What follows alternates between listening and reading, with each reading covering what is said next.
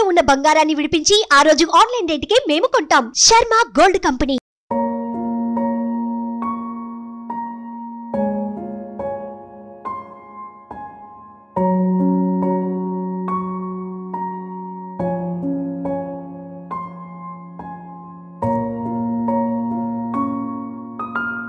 నవమాసాలు మోసి కని పెంచి పెద్దవాళ్ళని చేసి ప్రయోజకులుగా మార్చిన తల్లిదండ్రులను జీవిత చరమాంకంలో ఎంతమంది పిల్లలు సరిగా చూస్తున్నారో తెలుసా?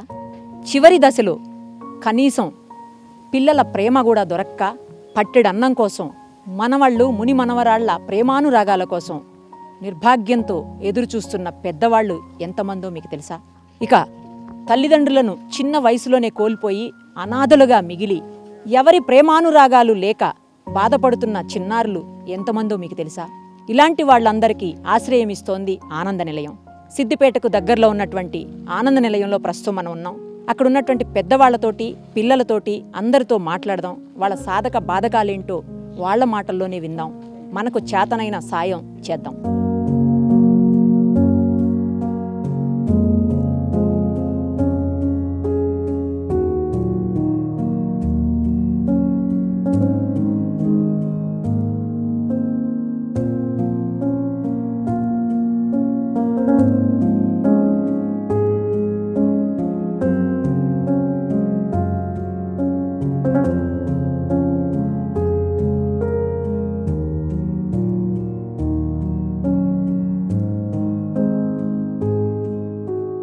ఇప్పుడు మనం ఆనంద నిలయం లోపలికి వచ్చేసాము. ఇక్కడ ఒక పెద్దావిడ కూర్చుని ఉన్నారు సింగిల్గా. ఎందుకు కూర్చుని ఉన్నారు, ఎందుకు ఇక్కడికి ఆవిడ రావాల్సి వచ్చింది, అవన్నీ కూడా ఆమెతో మాట్లాడి తెలుసుకుందాం. నమస్తే అండి. ఎలా ఉన్నారు?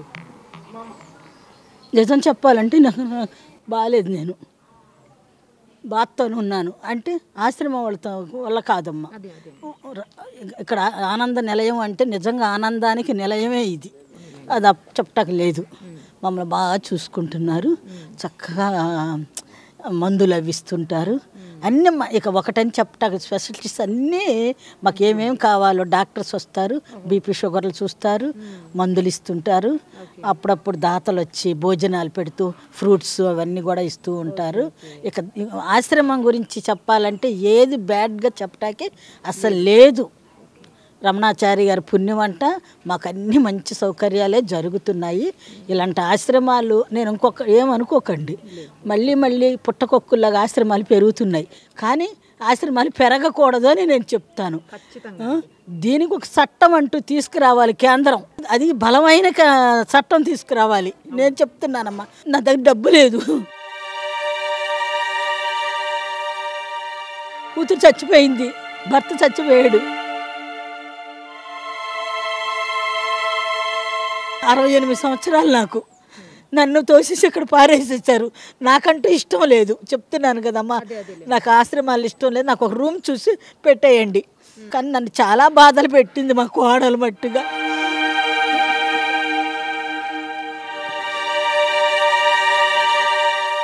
ఎంతమంది అండి? కొడుకేనమ్మా. కనీసం మీ కొడుకు కూడా చూడండి సరిగ్గా. మా కొడుకు చాలా మంచోడు. అసలు బ్యాడ్ నేమ్ చెప్పటానికి నాకేమీ లేదు. కానీ ఆవిడ ఆధీనంలోకి తీసేసుకుందాన్ని.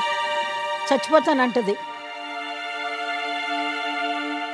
అసలు మొదట్లో బాగానే ఉన్నారండి. మొదటంతా నేనే కదా అంతా మెయింటైన్ చేసేదంతా, వంట చేసేదంతా. వాళ్ళిద్దరు ఉద్యోగాలకు వెళ్ళిపోతారు, పిల్లలిద్దరు స్కూల్కి వెళ్ళిపోతారు. మొత్తం అంతా నేనే. అంతా బాగా ఉంది. నువ్వు తిన్నావు, అది పెట్టావు, వాళ్ళకి ఇచ్చేసావు, వీళ్ళకి ఇచ్చావు అని ఏమీ అనదు. మరి ఎందుకు తేడా వచ్చింది? ఆవిడ ఉద్యోగం మానేసేసింది. మానేసి నన్ను ఇక నా అవసరం లేదు. 5 నెలలప్పుడు 2 పిల్లలను తీసుకొని వచ్చింది. నేనే పెంచాను, పెద్ద చేశాను. ఒకళ్ళు 7th వచ్చారు, ఒకళ్ళు 5th వచ్చేసారు. ఇక నా అవసరం తీరిపోయింది. 2 సంవత్సరాలైంది. ఇంట్లోకి రానివ్వట్లేదు. ఇంట్లోకి వస్తే ఆవిడ చచ్చిపోతుందంట. నేనేం చేశానని? నా కొడుకు లేకోకుండా ఆవిడ వచ్చిందా? నా కొడుకుంటేనే కదా. నన్ను మట్టి తీసుకొని వెళ్ళిపోమనండి. వాళ్ళ ఇంట్లోనే పెట్టుకోవాలని చెప్పండి. నేను ఇంకెక్కడ ఉండను కూడా. నాకు అసలు ఇక్కడ మనశ్శాంతి లేదు. నాకు చాలా బాధపడుతున్నాను. ఆస్తులు లేవా అమ్మ మీకు? ఒక 55 లక్షలు పెట్టుకొని ఆ అమ్మాయి కొనుక్కుంది. వాళ్ళ అమ్మగారు ఇచ్చారు డబ్బులు. ఆ ఇల్లు కట్టడమే నాకు దరిద్రం పట్టింది. ఇల్లు నా ఇల్లు నా ఇల్లు నా ఇల్లు నా ఇంట్లోంచి వెళ్ళిపో అంటుంది. వాడికన్నా తెలియవద్దా మా అమ్మ ఎక్కడికి వెళ్తుంది? మరి వాళ్ళ అమ్మ వాళ్ళందరూ చెల్లెళ్ళు అందరూ వచ్చి అందరూ చక్కగా ఉంటారే, నేను ఒక్కదాన్ని ఎక్కువైపోయానా? నా ముఖం అంత అసహ్యంగా ఉందంట. నన్ను చూస్తే వాళ్ళకంట బీపీ పెరిగిపోతుందంట. నన్ను చూస్తున్నంతలోనే అంత బీపీ పెరగాల్సిన వాళ్ళకి హార్ట్ అటాకులు వచ్చి పడిపోతారంట, చచ్చిపోతారంట మొగుడు పిల్లలు. నన్ను చూస్తుంటే నేను అంత ఇదిగా ఉన్నాను. నేనే పెంచాను కదమ్మా, నేనే పెద్దదాన్ని చేశాను కదమ్మా. తిన్నామో తినలేదో, నేను పాలిస్తే పెద్ద అయ్యాడు, నా పొట్టలోంచి వస్తే పెద్ద అయ్యాడు, నా బ్లడ్లోనే ఆడు బ్లడ్ తీసేయగలడా? నా బ్లడ్ బయటికి లాగగలడా? చెప్పండి మీరేను. నాకు కూతురు ఉంది, చచ్చిపోయిందమ్మా. మాది -ప్లేస్ విజయవాడ, చచ్చిపోయింది. అది ఉంటే నాకు అసలు ఈ తిప్పలు ఉండేవి కాదు. నేను అక్కడికే వెళ్ళిపోయేదాన్ని. ఆస్తి లేకపోవడం నా పాపమా?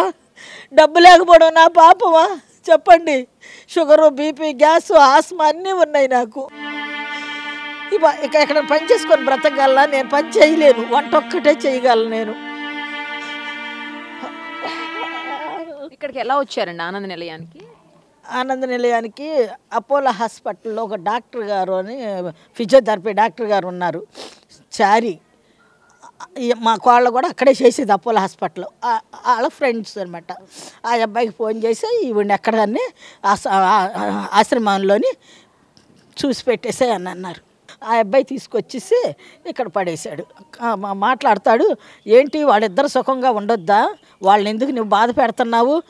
నీ వయసు అయిపోయిందిగా, నువ్వు వెళ్ళిపోయాక అని చెప్పాడమ్మా. నేను ఎవరిని బాధ పెట్టట్లేదు బాబు, నాకు ఒక రూమ్ చూసి పెట్టమంటున్నాను. నేను ఉంటాను, నాకు ఆశ్రమాల్లో ఇష్టం లేదు, ఎందుకు ఫస్ట్ నుంచి నాకు ఇష్టం లేదు అని అన్నాను నేను. అయినా కూడా నువ్వు అక్కడికి వెళ్ళాల్సిందే, లేదంటే హాస్టల్లో పారేస్తాను అని అన్నారు. హాస్టల్ కన్నా ఆశ్రమమే మేలు కదమ్మా అనేసి నేను ఇక్కడికి వచ్చేసాను. దీనికి ఒక చట్టం తీసుకురావాలమ్మ. ఏ కొడుకు కూడా ఇలాంటివి చెయ్యకూడదు. ప్రతి ఒక్క కొడుక్కి చెప్తున్నాను. దీని వెనకాల వాళ్ళ భార్యలు, వాళ్ళ అమ్మలే ఉన్నారు. భార్యకి చెప్పుకోవాలిగా, మా అమ్మ ఒక్కదయ్య ఉంది, మా అమ్మకి ఎవరు లేరు, మా అమ్మ తప్పితే నాకు మా అమ్మే ఉంది కాబట్టి మా అమ్మ నా దగ్గరే ఉంటుందని చెప్పాలి కదా.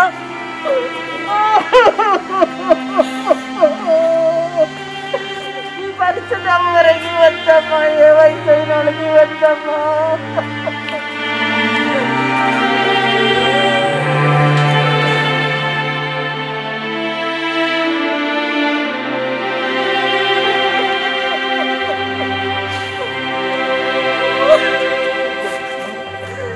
చూశారు కదా ఒక తల్లి ఆవేదనను. రాగానే మమ్మల్ని ఆవిడ పలకరించారు. ఇక్కడ ఎంత బాగానో నవ్వుతూ మమ్మల్ని మాట్లాడిస్తుంటే అబ్బా ఎంత ఆనందంగా ఉన్నారో అనిపించింది. కానీ ఆ నవ్వు వెనక, ఆ ఆనందం వెనక ఎంతటి విషాదం ఉందో ఇప్పుడు అర్థమైంది.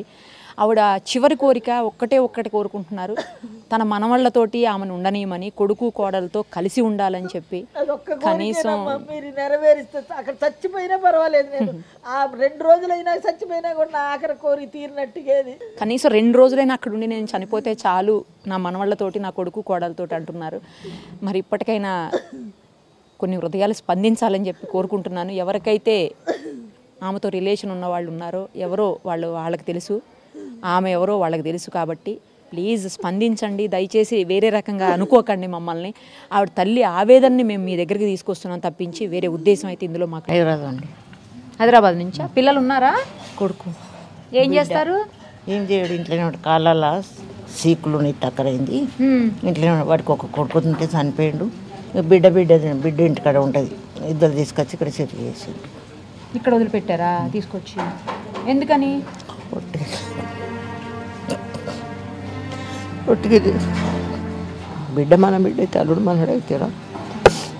ఎంత ఇచ్చినా ఇవ్వకున్నా కారు. నా చిన్న కొడుకు, నా చిన్న బిడ్డ ఉంటే ఇంక ఇక్కడికి ఎందుకు? పెద్ద అయినకు సీకులు ఉన్నాయి, ఇంట్లో టక్కరైంది. నాకు పెద్ద కొడుకు నాడు చూస్తే భార్య గుళ్ళు కదా, నేను పని చేయకపోతే నేను కూర్చుంటాను టీవీ కాడ, నువ్వు వంట చేయంటది. నాకు శక్తి లేదు బిడ్డ, నిలబడి వంట చేయాలంటే శక్తి లేదు. ఏదో ఎగలేక నా కొడుకు ఇక్కడ ఉంచిండు తీసుకొచ్చి. ఏ బాధ లేదు, ఇక్కడ ఉంటున్నాం, ఇంత పెడుతుంది, తింటున్నాం, ఏదో అన్ని మనసు నింపుకొని ఉంటున్నాం బిడ్డ. మీకు అందరికీ చెప్తున్నా, కొడుకులో తిరిగా అదే బాధ. ఈడ కూర్చుంటా కొంచెంసేపు, కొద్దిగా భజన అయితే కోతాం, వస్తలేడని చూస్తున్న కొడుకు రాకపోయాని. కొట్టుకోదాము. ఎదురు చూస్తూ ఉన్నారు మీ అబ్బాయి కోసం.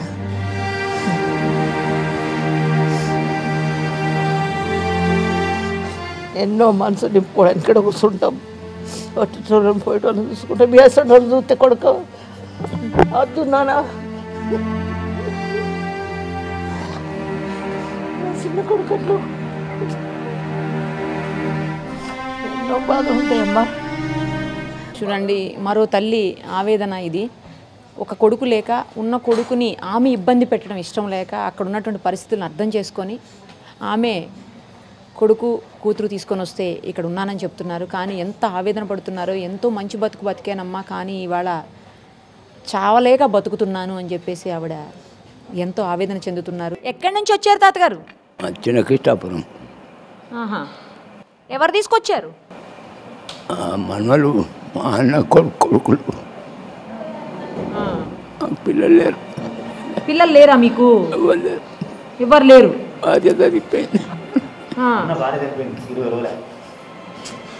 మరి ఒకవేళ మీ అన్న కొడుకులు వచ్చి తీసుకపోతే పోతారా మీరు మళ్ళీ వాళ్ళతోటి? రారు. రారా? ఎవరిని వసతి వాళ్ళు చూసుకుంటారు. మనకి ఎంత స్థలం ఏళ్ళపదిగా నాకు వచ్చే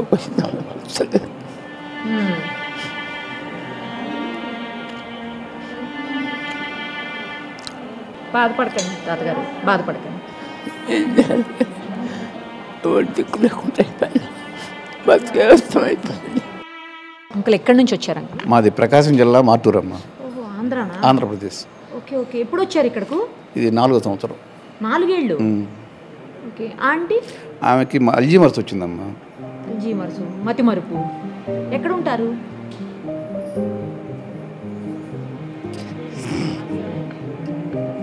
ఎక్కడ ఉంటారు? లేరా?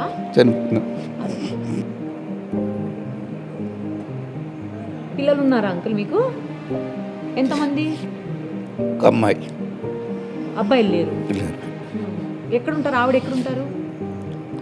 నిజామాబాద్. ఇక్కడేనా? మరి బిడ్డ దగ్గర ఉండే అవకాశం లేదా మీకు? స్వతంత్రంగా బతికిన వాళ్ళం ఒకరు ఉండాలంటే ఉండలేమమ్మా. అట్లా మనవరాలు యుఎస్లో ఉంటుందమ్మా. అమ్మాయి మనవరాలు కానీ అల్లుడు కానీ అందరూ మంచివాళ్ళు. కానీ నేనే ఉండలేకపోతున్నా. అట్లా. ఏ ఊరు అంకుల్? గోదావరిఖని. గోదావరిఖని. ఎప్పుడు వచ్చారు ఇక్కడకు? 4 సంవత్సరాలు అవుతుంది. పిల్లలు ఉన్నారా? 2 కొడుకులు 2 బిడ్డలు. మా ఆవిడ జరిగిపోయి 21 సంవత్సరం అవుతుంది. చనిపోయారా? మరి మీరు ఒక్కరు ఎందుకని వాళ్ళతో ఎవరితో ఉండకుండా అంతమంది పిల్లలు ఉన్నా మీరు ఇక్కడ ఉన్నారు? అప్పుడు 2 అమ్మాయిలకు పెళ్ళిళ్ళు అయినాయి. అత్తవారి ఇళ్ళకి వెళ్ళిపోయినారు. 2 అబ్బాయిలకు కాలేదు. 6 సంవత్సరాల తర్వాత పెద్ద అబ్బాయికి అయింది. ఆ తర్వాత 3 సంవత్సరాలకు చిన్న అబ్బాయికి అయింది. ఇక నాకే ఉండబుద్ది కాబట్టి చేరుకొచ్చినాం. పెళ్ళిళ్ళు అయినాక వచ్చేసారు. ఇక అంతవరకు కలిసే ఉన్నారు. అందరూ ఒక చోట గ్యాదర్ అయ్యి ఉన్నారు. అయితే ట్రస్ట్ మెంబర్స్ కూడా ఇక్కడే ఉన్నారు. ఒకసారి వాటితో కూడా మాట్లాడదాం.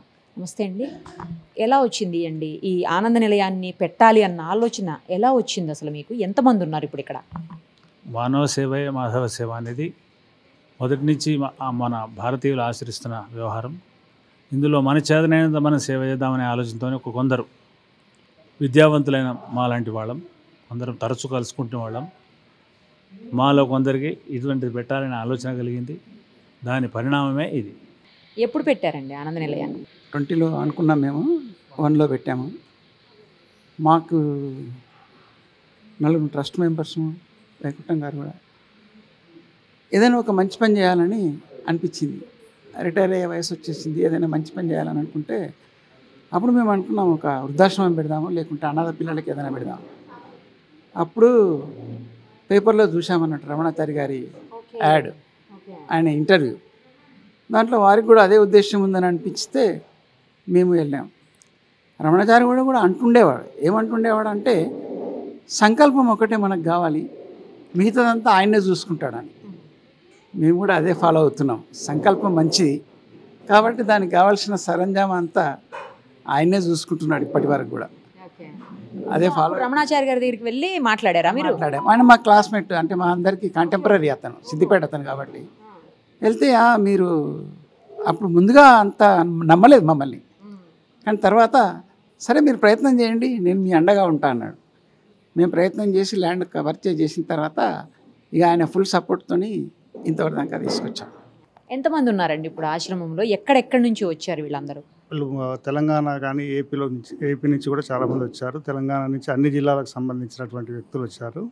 దాదాపుగా పాత క్వార్టర్స్ 16 ఉన్నాయి. రూమ్కి 2 తీసుకుంటున్నాం. ప్లస్ కామనాలో ఒక 8 మందిని, టోటల్గా 40 మందిని. ఇప్పుడు కాటేజీలు ఒక 20 కట్టాము, అందులో ఒక 80 మెంబర్స్ మొత్తం ఇందులో ఉంటుండండి. పిల్లలు కూడా ఉన్నారు. మనకు అనుబంధంగా అనాథాశ్రమం ఉంది, అందులో 42 మంది స్టూడెంట్స్ ఉంటుండ్రు. వారందరూ కూడా ఎడ్యుకేషన్కి సంబంధించినటువంటి పూర్తి వివరాలు మేమే చూసుకుంటున్నాం. ట్రస్ట్ నుంచే వారికి వాళ్ళ ఎడ్యుకేషన్ కానీ వాళ్ళ బాగోగులు అన్నీ కూడా మేమే చూసుకుంటున్నాం. తర్వాత ఎక్కడ కానీ పేపర్లో వచ్చి పలానా దగ్గర అనాథలు ఉన్నారు అంటే మేము పోయి వాళ్ళని తీసుకొని రావడము, వాళ్ళ డిపెండెంట్స్ మాట్లాడి మా ట్రస్ట్లో మేము తీసుకొని వాళ్ళని ఎడ్యుకేషన్ ఇట్లా చేయిస్తామని వాళ్ళని తీసుకొచ్చి మేము జాయిన్ చేసుకోవడం జరుగుతుంది. హాస్పిటల్ ఏదైనా అవసరం అయిందనుకోండి, ఇక్కడ ఉన్న పెద్దవాళ్ళకి ఎవరికైనా హెల్త్ బాగాలేకపోతే అప్పుడు ఏం చేస్తారు? వాహనం ఉంది, ఆనంద నిలయం ఆశ్రమం ఉంది, వెహికల్ ఉంది, దాంట్లో తీసుకుపోయి అది చేస్తాము. వారానికి ఒక డాక్టరు ఇక్కడికి వచ్చి విజిట్ చేసిపోతాడు. అట్లా ఆ విధంగా ఉన్నాయి. 2 డాక్టర్స్ ఉన్నారు, డాక్టర్ సురేంద్ర గారు, డాక్టర్ రమేష్ గారు. వీరు కాకుండా సిద్దిపేట ఐఎంఏకి కూడా ప్రతి సండే ఒక డాక్టర్ వస్తుంది మనకు. వాళ్ళు ముందు నెలలో ఉండేటువంటి 4 డాక్టర్లను ముందే డిక్లేర్ చేస్తాం. ఆ డేట్ వాళ్ళకి రిమైండ్ చేయగానే వచ్చి వాళ్ళు ట్రీట్మెంట్ ఇవ్వడం, మెడిసిన్స్ కూడా కొన్ని ఫ్రీగా ఇస్తారు వాళ్ళు. తర్వాత మా వాళ్ళకి ఏమైనా ఇబ్బందులు అయినా కూడా ఆనంద నిలయంకి వచ్చినాము అనగానే వెంటనే ట్రీట్మెంట్ ఇచ్చి పంపిస్తారు. లైన్లో ఉండాల్సిన అవసరం లేకుండా ఆ సపోర్ట్ మాకు సిద్దిపేట డాక్టర్స్ నుంచి దొరికింది. ఇప్పుడు ఎవరు సపోర్ట్ చేస్తున్నారు? ఎవరు సపోర్ట్ తోటి మీరు ఇంతమందికి ఏ లోటు లేకుండా చూసుకోగలుగుతున్నారు? మేడం, ఏ పని అయినా కానీ ఒకరితో సాధ్యం కాదు. దాదాపు అందరు ట్రస్ట్ మెంబర్లు అనుకోండి, అందరు డైరెక్టర్స్ అనుకోండి. కాకపోతే మా రమణాచారి గారిది కొంచెం ఆయనది ఎక్కువ ఏంటి సూచనలు అనుకోండి, ఏ రకంగానే 360 యాంగిల్లో ఆయనది కూడా ఎక్కువ ఉంటుంది. అనాథల కోసం, అన్నార్థుల కోసం, పేదవాళ్ల కోసం ఒక ఆశ్రమాన్ని నెలకొల్పారు. అసలు ఆ ఆలోచన ఎలా మీలో మొదలైంది సార్? అది నాకు మొదటి నుంచి ప్రవృత్తి రీత్యా ఉన్నటువంటి అంశం అమ్మది. ఏంటంటే నేను ఇచ్చిన స్టేట్మెంట్ చూసి సిద్దిపేట ప్రజలు కొంతమంది వచ్చి మేము మీతో పాటు ఉంటాము, మీరు వృద్ధాశ్రమం నిర్వహిస్తామంటున్నారు, మేము అనుకుంటున్నాము, మీతో పాటు మేము చేరొచ్చా అన్నారు. తప్పేముంది, చేరొచ్చు అని చెప్పన్నాను నేను. భూమి తీసుకొని పెట్టుకోండి మన ఆశ్రమానికి, ఇక తర్వాత బిల్డింగ్ కట్టడమా ఎలా చేయాలో చూద్దాం మనం అని చెప్పన్నా. వాళ్ళు మా ఆంజనేయ స్వరూపులు అన్నమాట. వాళ్ళంతా చాలా గొప్పగా 100 ఎకరాల భూమిని తీసి పెట్టుకున్నారు. నా దగ్గరకు వచ్చి మేము భూమి రెడీగా చేసుకున్నాం, రిజిస్ట్రేషన్ చేయాలని అనుకున్నప్పుడు ఏం పేరు పెట్టాలో చెప్పండి అన్నారు. అంటే ఆనంద చారిటబుల్ ట్రస్ట్ అని పెడదాం, ఆనంద నిలయం వెంకటేశ్వర స్వామి యొక్క దేవాలయం ఆనంద నిలయం కాబట్టి ఆ పేరు పెడదామని చెప్పంటే ఒప్పుకున్నారు. రిజిస్ట్రేషన్ చేయడం జరిగింది. 2001-2002 ప్రాంతంలో భూమి తీసి పెట్టుకున్నాం, కానీ 2008-2009 దాకా మేమేం చేయలేకపోయినాం. తిరుమల తిరుపతి దేవస్థానంలో పనిచేసేటప్పుడు అసలు 24 గంటలు పనే ఉంటుంది అక్కడ, అందుకని నాకు వీలు కాల. 2009వ సంవత్సరంలో అది భగవంతుడు పంపించినట్టుగా సుధా జనార్దన్ గారు అని చెప్పని బెంగళూరులో ఉంటారు వారు. ఆ అమ్మగారు వచ్చి నన్ను కలిసిందమ్మా. ఏంటమ్మా సంగతి అని అంటే, నేను ఒక 3 కోట్ల రూపాయలు స్వామివారికి ఇవ్వాలని చెప్పని అనుకున్నాను, ఆ 3 కోట్ల రూపాయలు మీకు ఇచ్చిపోదామని వచ్చినాను అని చెప్పింది. సంతోషం అమ్మా, నేను తప్పకుండా తీసుకుంటాను. దీనివల్ల మాకేమైనా లాభం ఉంటుందా సార్ అంది. 3 కోట్ల రూపాయలు ఇస్తున్నప్పుడు మీకు లాభం ఏందమ్మా? 5,000 రూపాయలు ఇచ్చినవాడు మాకు పాస్ కావాలని అంటాడు, డోనార్ పాసు. అందుకోసం చెప్పని మీకు తప్పకుండా చేస్తాను ఉండండి అని చెప్పని చీఫ్ ఇంజనీర్ని పిలిచి కౌస్తుభం అనేటువంటి మనం భవనం కడుతున్నాం, 3 అంతస్తుల భవనం. ఒక్కొక్క భవనానికి 3 కోట్ల రూపాయలు కాబట్టి ఒక అంతస్తు అంతా కూడా వీరి పేరు మీద పెట్టండి అని చెప్పని ఆర్డర్స్ ఇష్యూ చేసేసి వారి చేతికి ఇచ్చానమ్మా. ఆమె కళ్ళల్లో నుంచి నీళ్లు గార్చుకుంది. డోనార్ పాస్ కూడా ఇచ్చేసేయండి అని చెప్పన్న డోనార్ పాస్ ఇచ్చాం. చెప్తున్నప్పుడు చెప్పాను నేను ఆమెకి, అమ్మ దేవుడికి చేయడం సేవ మంచిదే, కానీ మానవులకు కూడా మనం కొంత సేవ చేస్తే బాగుంటుందమ్మా. మానవుల్లో కూడా చాలామంది పేదవాళ్ళు ఉంటారు, ఏదో ఒక రకంగా మనం వాళ్ళకి సేవ చేయాల్సిన బాధ్యత ఉంటుంది. అంటే మీ దగ్గర ఏమైనా ప్రాజెక్ట్స్ ఉన్నాయా సార్ అని చెప్పన్నారు. అంటే ఉందమ్మా, నేను ఒక వృద్ధాశ్రమం నిర్వహించాలని అనుకుంటున్నాను. ఎంత అవుతుంది సార్ ఆ ప్రాజెక్టు అని చెప్పంటే 1 కోటి రూపాయల దాకా అని అనుకుంటున్నాను తల్లి అని అన్నాను. నేను ఒక 50 లక్షల రూపాయలు ఇస్తానని చెప్పని చెక్ తీసుకుని 25 లక్షల రూపాయలు ఇచ్చేసిందమ్మా. ఇంకో 25 లక్షల రూపాయలు నేను ప్రాజెక్ట్ కంప్లీట్ కాగానే ఇస్తాను సార్ అని చెప్పండి. ఆనంద నిలయం ప్రాజెక్టుకి అంకురార్పణ చేసి ఇప్పుడు మీరు చూసినటువంటి ఆ భవనాన్ని నిర్మించడం మొదలైంది. అమ్మ కళ్ళల్లో నుంచి అవి ఆనంద బాష్పాల అమ్మ, లేకపోతే ఆ రోజులు గుర్తు తెచ్చుకుని మీరు అంతే కదమ్మా. ఆయన చేసిన పనులు ఏ పని చేసినా నాకు ఆయనతోనే ముఖ్యమమ్మా. మా దేవతమ్మ మాకు ఆ ఆశ్రమానికి మొట్టమొదటి పెట్టడం అంటే ఎంత కష్టమో. కరెక్ట్. ఆమె నిర్ణయం చేసుకొని ఆ నిర్ణయాన్ని సార్ దృష్టికి తీసుకొచ్చి సార్ చేయడం వల్ల అంటే చాలా బాగా డెవలప్ అయిందమ్మా అది. అమ్మ మీరు వెళ్తుంటారా వాళ్ళతో? ఎప్పుడన్నా ఇంటరాక్ట్ అయినప్పుడు ఏం మాట్లాడుతుంటారమ్మా వాళ్ళు మీతో? అమ్మ వాళ్ళు వెళ్ళినప్పుడు మీకు అంత బాగుందా అని మొట్టమొదటి ప్రశ్న నేను వేసేది. మీరు టైంకు అన్ని మెడిసిన్స్ ఇవ్వడం కానీ వాళ్ళు వారానికి ఒకసారి వస్తారు డాక్టర్స్, చూస్తున్నారా అని మొట్టమొదటి అడుగుతాను. ఆరోగ్యంగా ఉన్నారా ఇవి అడిగి మీకు సరైన భోజనం ఉందా లేదా అని అడిగి అందరినీ ఒక్కొక్క రూమ్కి వెళ్ళి పరామర్శించి వెళ్తుంటారు. లోపల వెళ్ళి ఒక్కొక్కసారి కూర్చుంటారు. అక్కడికి వెళ్ళి కూడా ఉంటారంట మీరు? నాకు అది కూడా ఆశ్చర్యం అనిపించింది. మీరు అక్కడే ఉంటారంట?